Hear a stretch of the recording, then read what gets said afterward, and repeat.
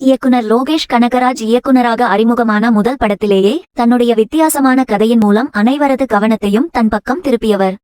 இவர் இயக்கத்தில் வெளியான கைதி, மாஸ்டர் மற்றும் சமீபத்தில் வெளியான விக்ரம் ஆகிய படங்கள் வேற லெவலுக்கு வரவேற்பை பெற்று சூப்பர் ஹிட் வெற்றி பெற்றது.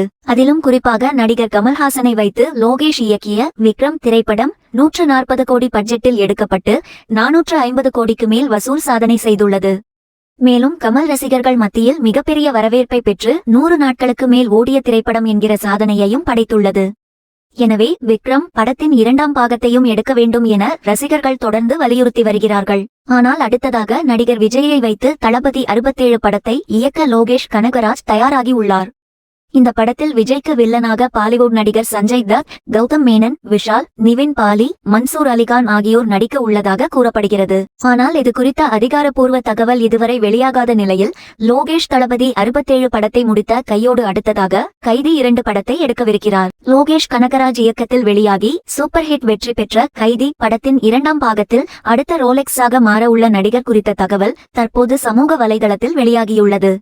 பொதுவாகவே லோகேஷ் கனகராஜின் படங்களில் ஹீரோக்கு எந்த அளவுக்கு முக்கியத்துவம் கொடுக்கப்பட்டிருக்குமோ அதே அளவிற்கு வில்லனுக்கும் முக்கியத்துவம் கொடுக்கப்பட்டிருக்கும். அப்படித்தான் லோகேஷ் கனகராஜ் இயக்கத்தில் வெளியான மாஸ்டர் படத்தில் விஜய் சேதுபதி பவானி என்ற கதாபாத்திரத்தில் மிரட்டி இருந்தார்.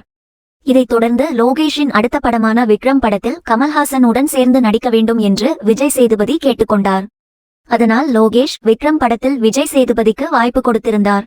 நடிகர் கமல்ஹாசனுக்கு கொடுத்த முக்கியத்துவத்தை போல இந்த படத்தில் வில்லனாக நடித்த விஜய் சேதுபதி மற்றும் 5 நிமிடம் வந்து சென்ற சூர்யாவுக்கு அழுத்தமான கதாபாத்திரத்தை கொடுத்து ரசிகர்கள் மனதில் நிலைக்க வைத்தார். இப்போது விக்ரம் படத்தின் தொடர்ச்சியாகத்தான் கைதி 2 படமும் எடுக்கப்பட உள்ளது. மேலும் விக்ரம் படத்தில் ரோலக்ஸ், கார்த்தியை தேடுவதாக காட்சிகள் அமைக்கப்பட்டு இருந்தது. ஆகையால் கைதி 2 படத்தில் சூர்யா ரோலக்ஸ் கதாபாத்திரத்தில் நடிப்பது உறுதியாகியுள்ளது. மேலும் கைதி 2 படத்தில் விஜய் சேதுபதிக்கு பதிலாக தற்போது போதைப்பொருள் கடத்தல் அடியாளாக ராகவா லாரன்ஸ் நடிக்க உள்ளதாக தகவல் வெளியாகியுள்ளது. ராகவா லாரன்ஸ் அடுத்த ரோலக்ஸ் போன்ற மிகவும் தனித்துவம் வாய்ந்த வில்லன் கதாபாத்திரத்தில் கலக்க உள்ளாராம். தற்போது ராகவா லாரன்ஸ் சந்திரமுகி 2 படத்தில் நடித்து வருகிறார். இது தவிர கைவசம் 6 முதல் 7 படங்களை வைத்துள்ளார். இந்நிலையில் கைதி 2 படத்திலும் முக்கியமான வில்லன் கதாபாத்திரத்தில் ராகவா லாரன்ஸ் நடிக்கிறார் என்பது உறுதியாகியுள்ளது. அதுமட்டுமின்றி ஏற்கனவே விக்ரம் படத்தில் விஜய் சேதுபதி கதாபாத்திரத்தில் ராகவா லாரன்ஸ் தான் முதலில் தேர்வாகி இருந்தார் என்பது குறிப்பிடத்தக்கது.